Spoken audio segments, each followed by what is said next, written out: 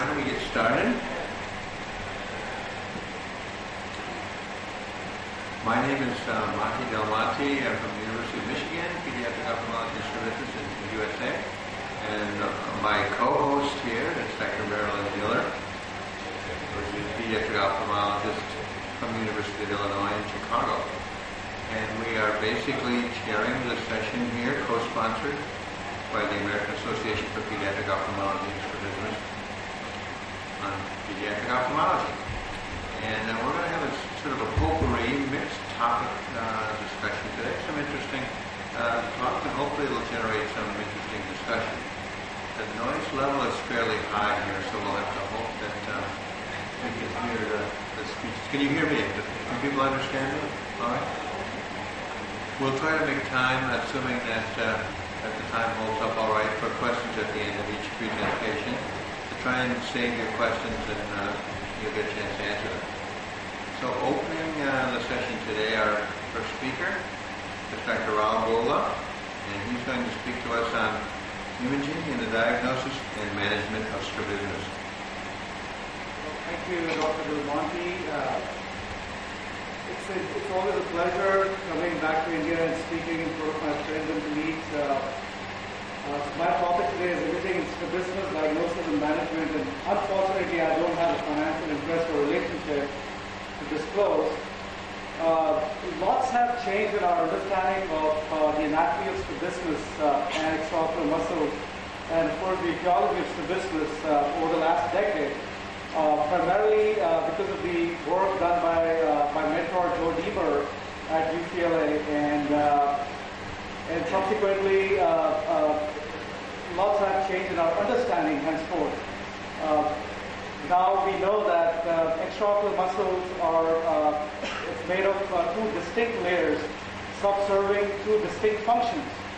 As you can see in this picture here, there's a demarcation. There's an orbital layer and a global layer. The global layer is adjacent to the globe and in the recti muscle, and it forms a central core in the oblique muscles, and it continues forward as the tendon sheath and attaches to the sclera. Whereas the orbital layer, on the other hand, is on the orbital side, and it attaches to the pulleys, which is the functional origin of the recti muscle.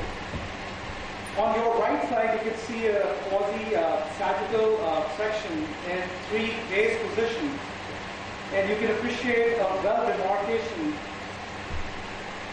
of the global layer, the orbital layer on this MRI. And you can see how the orbital layer contracts when the eyeball looks downwards. In introduction, the orbital layer is thickening. This is a section, a coronal section, quasi-coronal section of a 70-month-old human orbit, showing very beautifully the pulleys surrounding their respective extraocular muscles right here.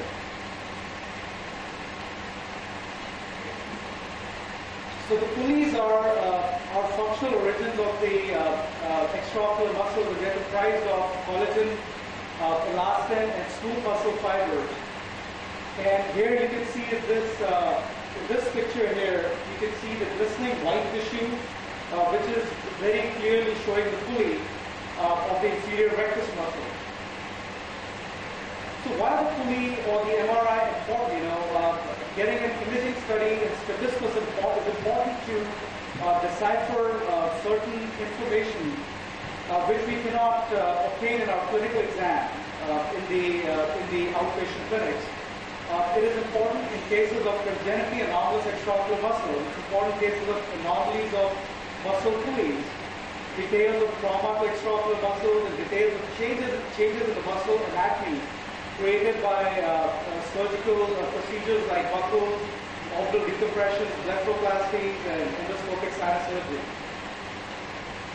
So I'll be showing some examples of some interesting cases that we've dealt with recently, in which our knowledge was better preoperatively in view of the MRIs that we obtained on these patients. This is a 9-day montage of an 8-year-old Hispanic male who presented with this lifelong left head tilt. And he had a right hypertrophy of the primary gaze, which exaggerated in down gaze and reversed in up gaze. There was a moderate limitation to elevation in production of the right eye. So you can see that there is a Brown syndrome of the right eye, and there is a superior oblique palsy of the right eye as well. So it's got a concomitant superior oblique palsy and Brown syndrome. So we obtained a high resolution MRI of this patient, and showed the quasi-coronal section showed the attenuation of the right superior oblique muscle belly. And you can compare it with the other side. And this muscle was attached to the trochlea, and from there was a cicatrix scar tissue which was running from the trochlea to the globe. So now we know what the problem with this patient was, and we excised the scar tissue, and we did an inferior oblique myectomy, and that cured this patient's issue. In terms of the pulley issues, there can be a pulley heterotropy, which is an abnormal pulley location, which can be congenital or acquired. There can be pulley instability, where one or several pulleys will shift with gaze changes and alter the action of the muscle in different gazes. Or there can be pulley hindrance, which can be traumatic or iatrogenic and can create a restrictive issue. This is a 20-year-old male who presented to us with a B-pattern exotropia, status post bilateral inferior oblique myectomies. So you would imagine that he's had bilateral inferior oblique myectomies, and then why has he got a V-pattern now?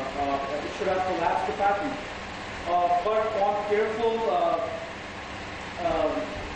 carefully looking at the MRIs, we noticed that the lateral rectus pulleys on both eyes were unstable. They have shifted downwards in up gaze.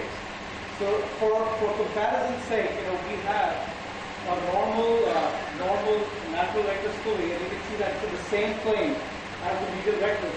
But in this case, when the patient is looking up, the lateral rectus pulley is shifting downwards. And I have a video that I can show. Let's see if it plays.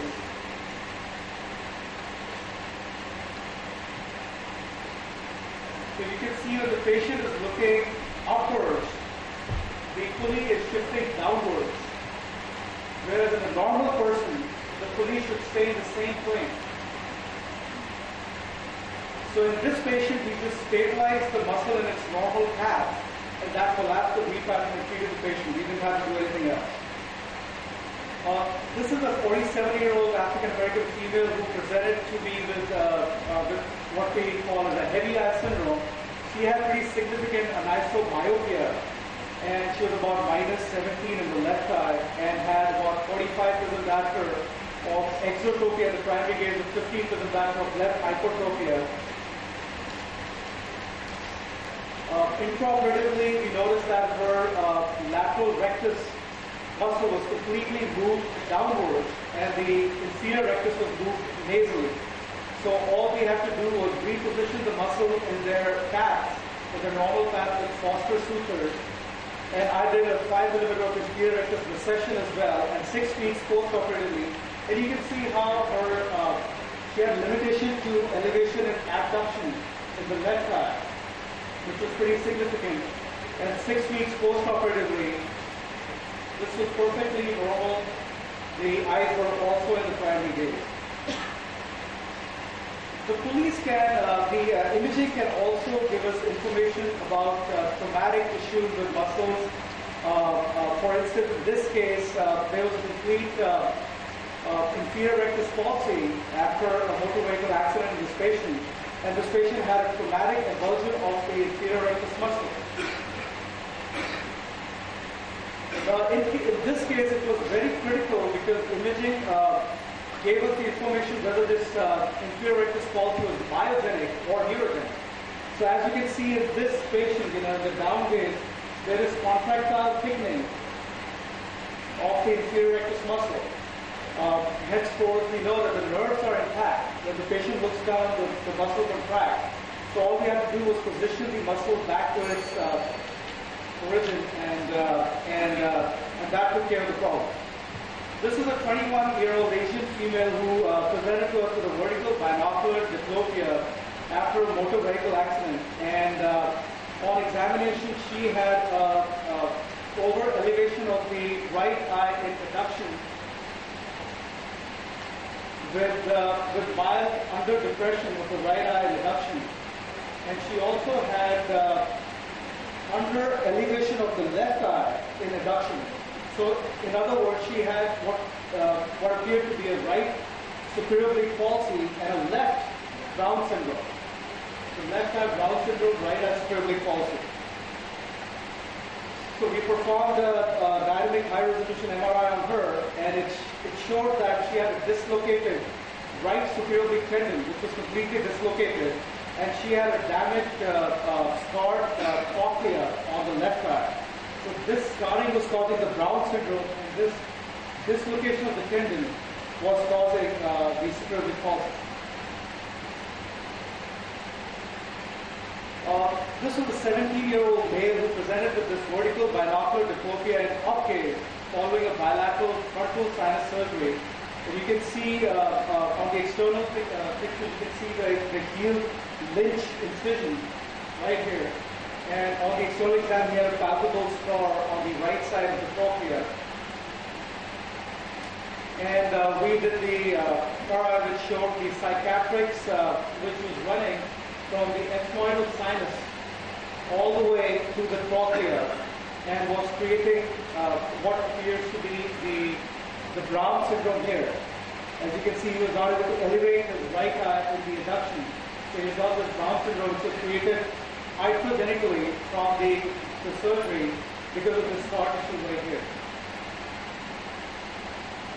This was an unfortunate outcome of a 56-year-old woman who went power endoscopic sinus surgeries. I'm sure all of us, at least in the U.S., we've seen this quite a bit, happening. And unfortunately, this person had a large angle exotropia, and it was very clear on this CAT scan that there's a chunk of the muscle which is missing. This was a 53-year-old lady with paracardiomyopathy who noticed vertical binocular diplopia immediately after left optical decompression. And she had the undershoot of the, you can notice the downshoot of the left eye, downshooting of the left eye in adduction. But in the rest of the gazes, she appeared to be good. But she had this diplopia in the right gaze because of the downshoot of the left eye. On the MRI, we noticed that the superior oblique trochlear complex looked perfectly intact. But what happened was that she had a lateral orbital wall decompression. So from that, they damaged the lateral rectus and the pulley, which had this significant scarring around the pulley. So the pulley became unstable. So when the patient was looking at the right gaze, the pulley was not behaving the way it should. So in conclusion, imaging can provide vital clues for diagnosis and management of complicated strabismus cases. I'm not advocating that we should do imaging in every case, but in these cases where we're not finding pertinent information clinically, imaging gives us a lot of clues. Thank you.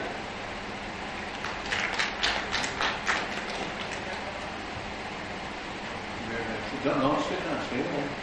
Don't sit down. Very nice. I think certainly the pulleys and the concept of the orbital and the global layer of the extractor muscles has been a huge advance, in the last 15 years. One of the really big ones is strabismus. And certainly the use of the MRI as well, although most of us don't have access to MRI images of the quality that you saw presented here. I think that a lot of the theory you gain by understanding the anatomy will sort of obviate some of this need too. I mean, obviously there were cases here that you couldn't diagnose if you didn't have the MRI, but others, for example, transected muscles and things like that, knowing that there's an orbital layer that's actually connected to the pulley means that muscles can't be lost, and we can always find them. We don't have to do an MRI to do that. You can tell whether the muscle is active or not just by doing active growth generation, and you can know where to explore. So obviously these things have been a tremendous advance. Are there any questions from the audience or Dr. Bolo?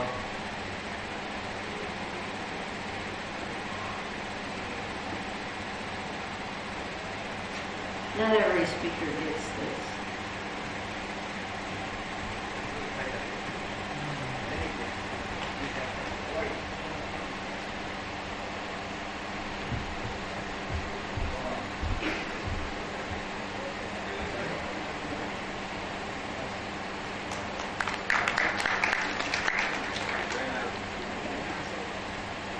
The next talk, Management of Common Causes of Osteoporosis in Children, will be given by Dr. Sherwin Eisenberg from California.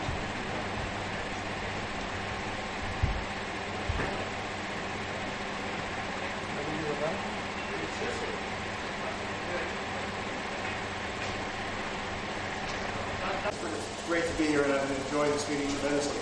I want to make you aware that this meeting is not the end of this relationship that you have with APOS attending this meeting. It's the beginning of a relationship that you are going to continue in December of 2016. So we only gave you almost 3 years notice here, 2 years notice. APOS is going to be co-sponsoring a meeting with the wonderful society in India, the Strabismus and Pediatric Ophthalmological Society of India. This will be held in Jaipur in December 2nd, 2016. So please put it in your calendars now, and we expect to see you all in Jaipur for that wonderful meeting.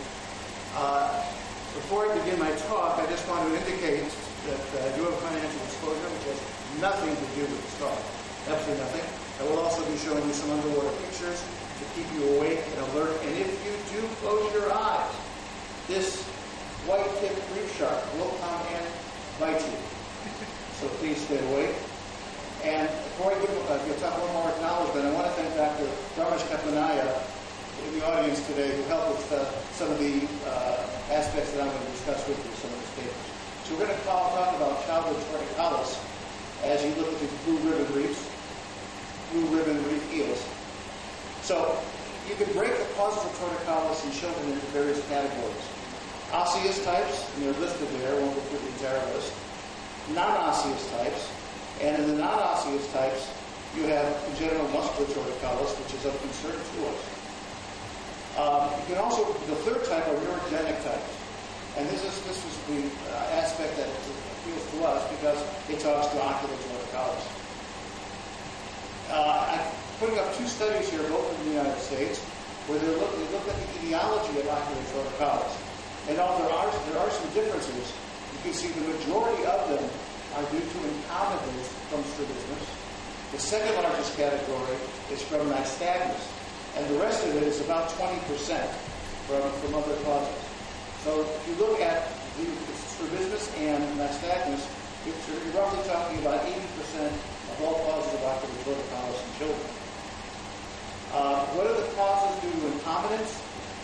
Any type of vertical strabismus, essentially. And the one we're going to focus on is the most common of all of these, and that's a superior-like paresis, followed by another cause. So one thing I often emphasize to our fellows and also pediatricians, probably the easiest test that strabismus specialists overlook is the patch test. This helps you differentiate between ocular torticollis and non-ocular torticollis. If you put a patch on a child's eye, either eye, and the eye straightens, the head straightens, that tells you that the cause is ocular. If you put the patch on either eye and the head does not straighten, it's likely the cause is non-ocular. Very simple test to do. The two most common causes, therefore, of ocular torticollis in childhood is nystagmus, or as we call it, nystagmus compensation syndrome. The second most common is congenital superior-like weakness. Now, I use the term weakness because it usually is a weakness. We pejoratively call it superior-like palsy, fourth nerve paresis, something of that sort. It's usually not a palsy. It's usually not a paresis. It's usually an anatomical variation that makes it weak. So it's really a weakness and not a neurological consideration. And even the seahorse would agree that you shouldn't use the word paresis or palsy in this context. So let's first talk about nystagmus compensation syndrome causing torticollis. The surgery for this is to correct for the abnormal head position that often arises with this syndrome. And what you want to do is shift the direction of the head turn away from the preferred direction of gaze. Now, in the early 1950s, Anderson began with recessing the agonist of the head turn in each eye. Later, Goto in Japan resected the antagonist muscle of each eye, but it took Kessenbaum in New York to put them both together and have an R&R in both eyes. In 1973, Dr. Parks came up with this formula called the 5, 6, 7, 8. Students of his who played poker called it the straight. And his playing, the numbers are what you see up here, 5 and 8 and 7 and 6. Why did Dr. Parks start with the 5 millimeter baseline? It was because at that time, 5 millimeters was considered the maximum amount you could recess the medial rectus muscle. We know now that that's not necessarily true. You can recess the muscle more. And therefore, when this formula often proved inadequate, and the patients had a return of their head turn to some degree, it was realized that you had to increase those numbers. And so augmentations of those numbers started arising from various quarters, from Philadelphia, from England, from various places. But more augmentation that was performed resulted in greater limitations of movement of the eye after the surgery. Okay, this is Nemo and his brother. Now, another thing I want to mention to you is we're going to combine the two here, is the concept of the posterior fixation suture, also called the Fabi suture. This was first described in 1976 in Germany by Coopers. And what one does is, and some of you are familiar with this, you attach the muscle to the sclera at the equator, commonly used to correct incompetence to business. Why? Because if done correctly, this has little or no effect on primary gaze, but will affect the muscle in its position back. Here's an example of how it's done. In this example, the superior rectus muscle is disinserted. The two medial ends are placed within the sclera at the equator, and that's the essential way it works. So you want to put this suture at the equator and tie it up, tie it together, and then either reattach the muscle or recess the muscle as you will. So this is a simple example as to how it's done. Has anyone ever used the posterior fixation suture for nystagmus surgery? It was suggested in Europe, but that is a two-stage procedure. And only if the initial Kesselman didn't work, then they used the posterior fixation suture. And they reported nothing in terms of long-term results. So how can we help this child who spends his early life with his head tilted to one side to straighten his head when he becomes a high school student? So what I'm going to describe to you is a use of both of these two procedures together as you look at these barracuda who are not exactly the same. So I'm going to talk to you about 9 patients quickly. 6 were female, examined at 28 months of age, operated at around 5 years of age, post-operative follow-up by now exceeding 3 years. And all of these patients had an anomalous head position of at least 20 degrees due to infantile nystagmus, all measured with a goniometer. They underwent a Kesselbaum procedure, and I'll show you the numbers in a moment, plus a posterior fixation suture only on the recessed muscle. All surgeries were done by me. The Kesselbaum procedure, the surgical dosage was decided by the head turn. And the most common dosage I give you here was recessing the one medial 6 millimeters, with the ipsilateral rectus resected 7, and on the other eye, recess 8, reset 6, but sometimes larger amounts of recession were used. Now this amount is a bit smaller than you will encounter in the more common literature, and that was done on purpose. And the reason it was done on purpose is because it was combined with a posterior fixation suture placed on the recessed muscles. 5 or 6 or more was used. For the medial rectus muscle, it was placed 11 millimeters for the insertion, and for the lateral, 13 millimeters for the insertion. The sclerobites were 3 millimeters long and merging 5 millimeters apart, similar to that picture that you saw of the superior rectus muscle. What were the results? Well, all the patients improved their head turn. 78% was within less than 10 degrees. The mean pre-op head turn, you can see, went from 27 degrees to 7 degrees, with a net change of 25 degrees. Overcorrection, there were 2 patients, neither of which wanted further surgery because they were happy with the result. And here you see a graphical depiction of the head positions. Did the visual acuity improve with the surgery? Surprisingly, not much. Pre-op, it was 0.33 logmar. Post-op was 0.31. 1/3 of the patients improved at least one Snellen line. That's good. But 2/3 of the patients did not. So it's an error to tell the patient ahead of time that this will improve the visual acuity. I tell them that sometimes, but I always use the word may improve the visual acuity. And you can see the results rapidly. Now, regarding the limitation of motility, only 3 of them had a postoperative limitation in the direction of muscle resection. And this was measured with the lateral version reflex test, otherwise known as the URIS test. This is a reference to a paper written as to how in the Journal of AIOC, which my residents and fellows know is the greatest medical journal in the world. And compared to normal, when 3 patients had limitations. And this is quite different than when one does the larger recessions and resections. And the great advantage, as far as I'm concerned, of using these post-fixation sutures. None of the patients developed secondary strabismus after the surgery. But there are 2 patients required for the surgery. One later, when his residual head turn increased, he had a second surgery and he was happy with that result. And the second one developed a chin down null position and had a second surgery after that. So augmentation surgery for abnormal head position often led to significantly decreased abductions. This is the point that I want to stress here, that you can only go so far when you augment these surgeries. Calhoun and Harley indicated a 75% gaze palsy after 6 months. Nelson and co-workers in Philadelphia, majority had a moderate restriction. A Canadian study on the bottom showed that there was significant gaze restriction following the surgery. Now, to be honest, there are some other papers that claim there was no change, but Taylor's paper used smaller numbers.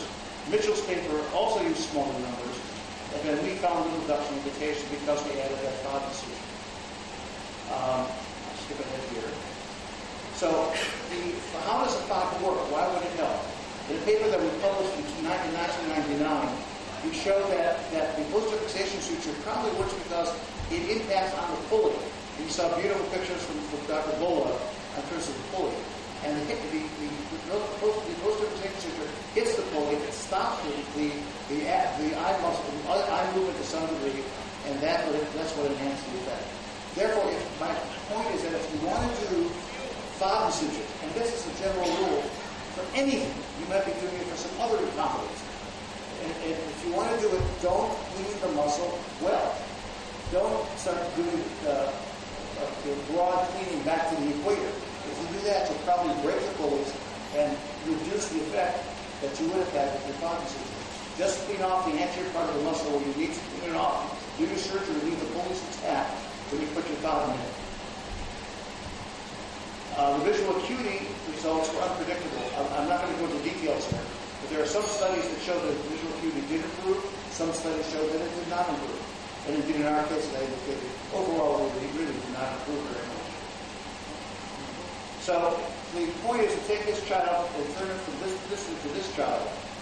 It took those 2 surgeries combined.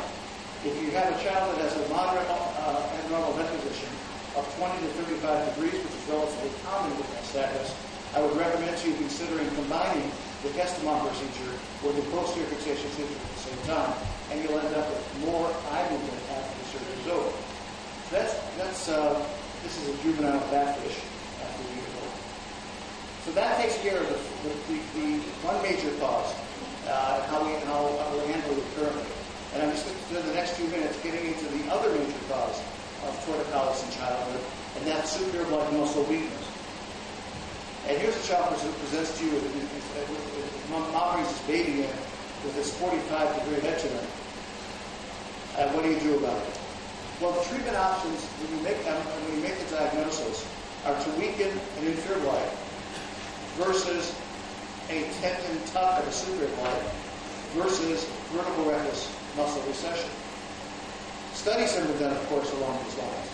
And the outcome measures looked at were hypertrophy, residual inferior glycoveraction. But interestingly, the residual torticollis in almost every study published in literature is not even mentioned, which is bizarre, because that's what the mother brought the child to you for torticollis. And you read a paper, and they don't even talk about torticollis. They talk about the residual hypers or something. Sounds strange, but that's the way it is. So we decided to look at the outcome of charisma surgery for this in terms of both torticollis and the hypertrophy. The causes I mentioned to you are generally not neurological, they're generally anatomical. Far most common is a lax superior black tendon. However, there are two other causes which are more difficult to deal with. One is a misplaced insertion of the tendon, often on the nasal side of the superior rectus instead of on the temporal side. Or, the worst case of all, is there is no tendon. It's missing. It's gone. And you have to compensate for it. So those are the most difficult cases. So we looked at 13 cases of superior black weakness. In these cases, it turned out all the cases, fortunately, were lax tendon cases. And they all had tucks. And the tuck ranged between 8 and 20 millimeters, combined with an inslateral recession of the inferior black of 13 millimeters. All patients were measured with a goniometer before and after surgery. And I would urge all of you, if you don't have one yet, go out and buy a goniometer. If you don't know where to get them, call your buddy, your orthopedist buddy, because your orthopedist is using them all the time to measure joints. So you can go on and get one to measure head position. He won't tell you where to buy it. We also did a superior black traction test on a lot of nomenclature for this case. And the amount of tuck was done to be sufficient to feel resistance as the inferior limbus was moved in a force suction test across an imaginary line drawn between the medial and lateral canthus. If we did this movement and the tendon was tight beforehand, there was too much tuck, we had to reduce it. If it moved too easily beyond this point, there was not enough tuck, and we had to tuck more. Here you see us doing the traction test on top, and on the bottom, we were starting to do the tuck on the bottom. So we looked at two outcome measures. One was hypertrophy. Success was measured as 5 prison diopters or less, head tilt of 5 degrees or less. By the way, these are more stringent than previous studies, like Kraft studies from Canada, etc. Most of them use 10 and 10, and we're using 5 and 5, so we're pretty stringent here, as you look at these French drumfish. We had 13 cases. One was bilateral. Age of surgery was 6 months to 7 years, with one exception, and that was a 27-year-old. The mean follow-up was now more than 2 years. So the hypertrophy, using this technique, was reduced from 19 to 2 prison diopters as a mean, with about a 70% success rate. Head tilt went from 17 degrees to 2 degrees, with about an 85% success rate. Looking at both together, which of course is more difficult, we had about a 60% success rate with one surgery. 5 patients required a second surgery, 4 inferior rectus recession on the contralateral side, 1 a superior rectus recession. 1 developed an asymptomatic Brown syndrome, which we left alone. After the second surgery, all patients met the success criteria. And here's the child before and after the surgery.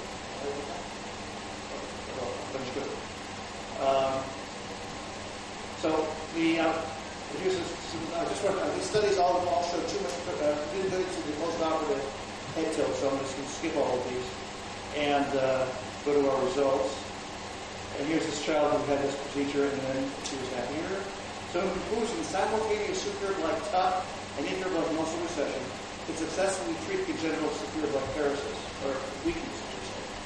But 1/3 did require an initial procedure. I urge you to use a goniometer as a tool when you examine and follow these patients.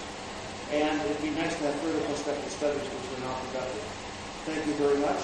And our friend on one side is saying namaste. Thank you, Sherwin. You've done well in the last 30 years. I expect the same in the next 30. The next epidemiologic studies is monster business has got pediatric populations going back even 100 years. And in the last 20 years,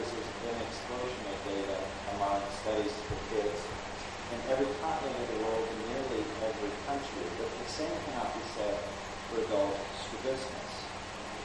These are the studies, at least in English, published over the last 20 years or so. These are the primary studies on adults to business. There's only a handful of them.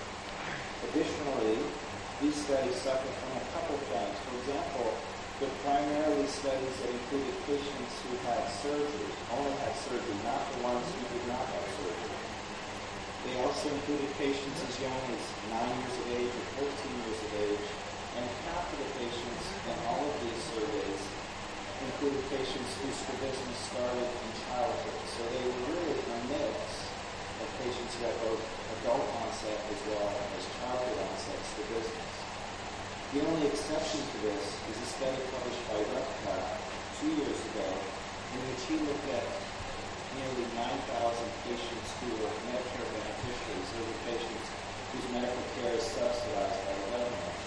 Now, it didn't include all of us, just those 65 years of age or older, and among those nearly 9,000 patients, only 0.7%, so less than 1% has strabismus, and among those, only 2.3% had surgery. So the point is, 97% didn't have surgery, and yet all those prior studies essentially only included those who did have surgery.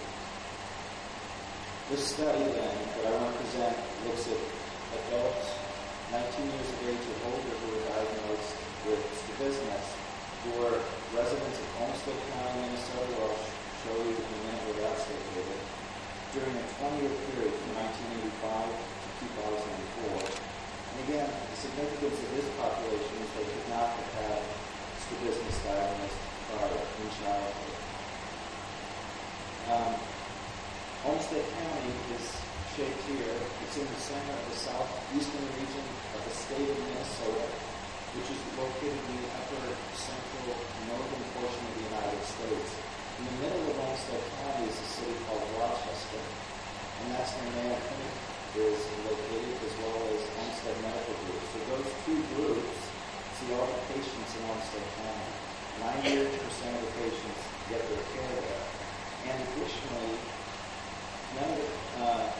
this study is limited only to those who were living in that town at the time of the study. So those from other cities or other states were excluded. And again, the patients had to be diagnosed during the time period from 1985 to 2004, 19 years of age or older, as a resident of Olmsted County.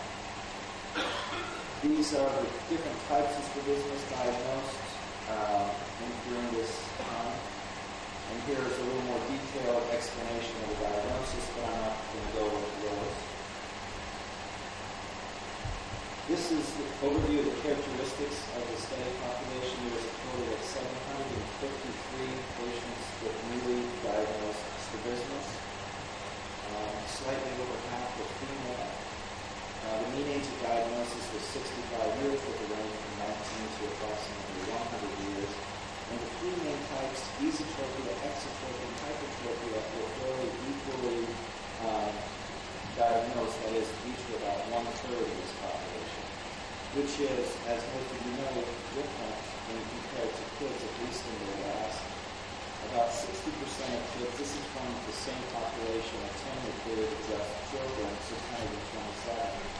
60% esotropia, a third were exotropia, and less than 10% having hypertropia. This slide shows the relative risk of developing strabismus as an adult by age group. Pick out your age and you can see your risk of developing strabismus. So if, for example, you are 19 years of age, standing at the dawn of adulthood, as you look forward, you have a 4% chance as a female to get strabismus and a 3.9% chance of getting strabismus as a male.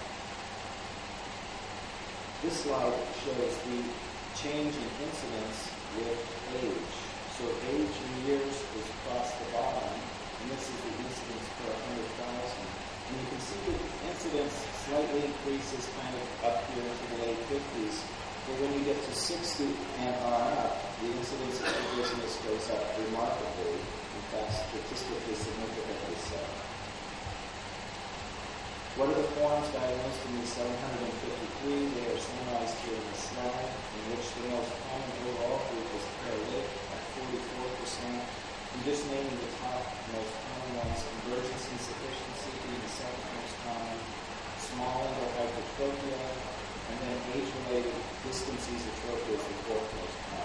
These forms near the bottom, which are fairly uncommon, are really the types that we see in childhood, but they, as you can see, are rare in adulthood.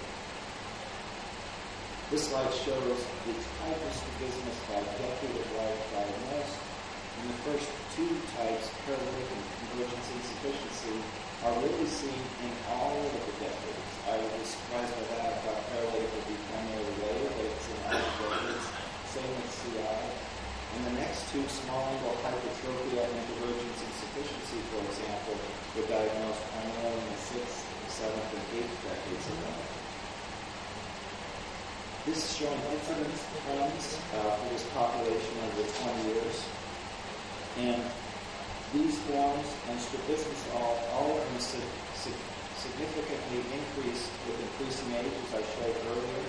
As far as gender, just paralytic strabismus was significantly increased in adults in males compared to females, primarily for fortunate palsy, which primarily are a traumatic etiology to be more common in adult males. Time changes were the changes over the 20-year period in any of these, and this one. This is looking a little more detailed at the types of paralytic strabismus, including now the third nerve, fourth nerve, sixth nerves, but we also included intranuclear ophthalmoplegia and myasthenia gravis. Restrictive strabismus, generally considered quite common form of adult strabismus, made up only 6.2%, 47 of the 753. And if we look at those a little bit closer, these are the 47 with restrictive strabismus. Hypertrophy was the most prevalent form of 43 out of 47, and of all of those ET, XT, and hypertrophias, thyroid disease was the most prevalent, and the second most prevalent was some form of sclerobuckle retinal surgery. As far as sensory strabismus, fairly uncommon, 27 of the 753, but of those forms, again, the most common cause for sensory strabismus was a unilateral pattern for each of the ET, XT, and hypertrophy.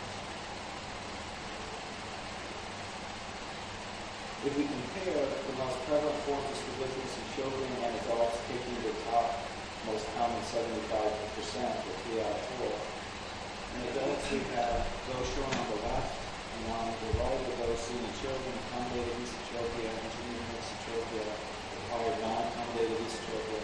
The only form that's common between the two is convergence insufficiency. Additionally, paralytic strabismus, for example, was in 44% of adults and only 7% of children. The big picture then, the conclusion of this study is that new onset strabismus occurred in about 4% of adults in this study population in the States. Types of strabismus are distinct between adults and kids. And among adults, esotropia is just as common as exotropia, and the same for hypertropia. As I just said, paralytic strabismus is very common in adults, making up to 44%, and much less common in kids, only 7%. And adult strabismus shows a significant increase with increasing age, particularly after 60 years of age. Thank you very much.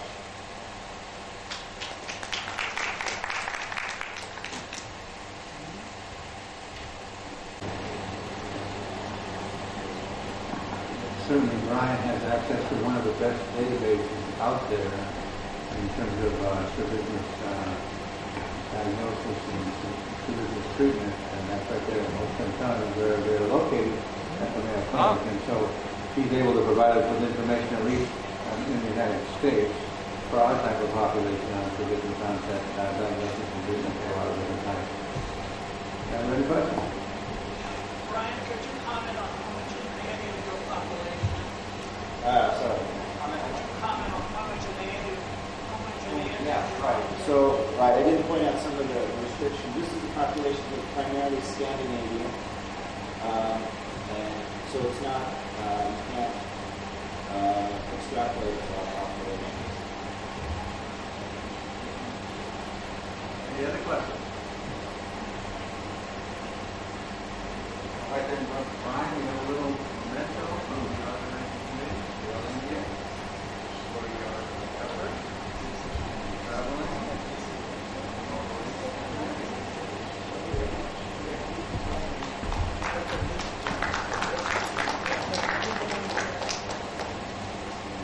Lest you think that only certain speakers are getting these, actually some of the speakers received their plaque at a presentation last night, so everyone got one. All the visiting faculty. Linda Lawrence was unable to get a visa or comment. She sends her regrets. And if there's time, I will present her paper, but other will put it at the very end. I think the next one will have Dr. Jane present, even though I told him otherwise earlier. But it's set up right on this podium, and it is the effect of stereopsis on hand-eye coordination and surgery.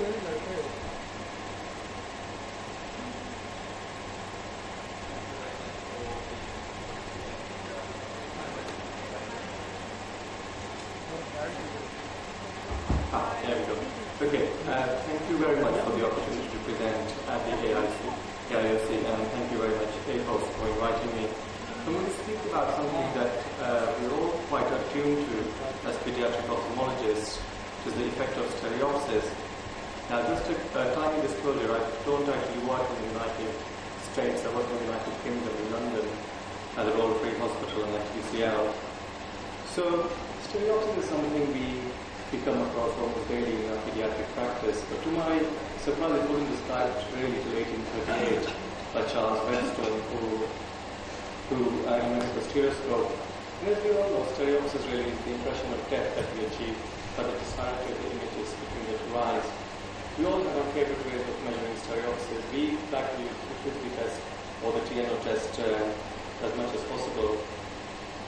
So the question is this something that is a functional necessity? It was for our ancestors who needed to be able to swing from branch to branch, and of course the survival advantage to accurately locate the next branch. But as time has gone on, do we really need stereopsis? Or if you look at it the other way, how do people without stereopsis get on?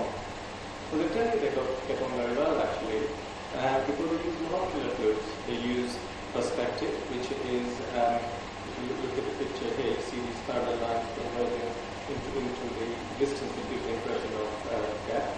You use interposition, which means that if an object is held between you and a larger object, it's obscured, it gives you an impression of depth or distance. Shading or differential illumination. And then of course motor cues, which you get by shaking your head or moving your head from side to side, can give you a relative disparity to be able to place an object better in the three-dimensional state. And yes, all the two stereopsis are only possible using binocular vision, and direct appreciation of a 3D world is feasible using these methods. But what about the surgeons? Does it matter whether we have stereopsis or not? Is it related? Is it related to your performance? What about microsurgeons like ourselves, or vascular surgeons versus, say, laparoscopic surgeons or general surgeons? Is it the same thing for both of us? And more importantly, should it be a screening criteria while we select our surgical residents? And this is what prompted us to set up a study a few years ago. And these are my co-authors who did most of the work, really. And we really wanted to look at some of these questions to arrive at answers. And now we know that acute as well as short-term elimination of stereopsis does affect both your final motor task performance as well as how well you can catch a ball or grasp.